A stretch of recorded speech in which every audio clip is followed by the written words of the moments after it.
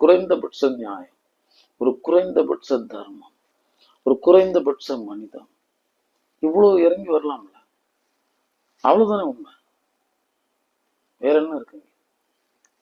அதனால எங்க செல்வங்களுக்கு சொல்றது என்ன அப்படின்னா, இந்த பாதை கடினமானதுதான் சொல்றேன்,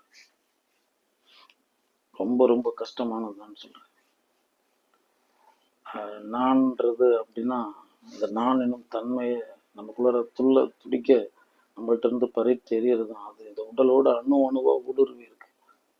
ஆசையா, பசியா, தாகமா, சுகமா, துக்கமா, இறுக்கமா, வக்ரமா, உக்ரமா, விரோதமா, துரோகமா, பழியா, பாவமா, இழிவா, அவமா, குற்றமா, இன்னும் இத்தனை விதமா ஊடுருவி இருக்கு. இதுல இருந்தெல்லாம் புடுங்கணும்.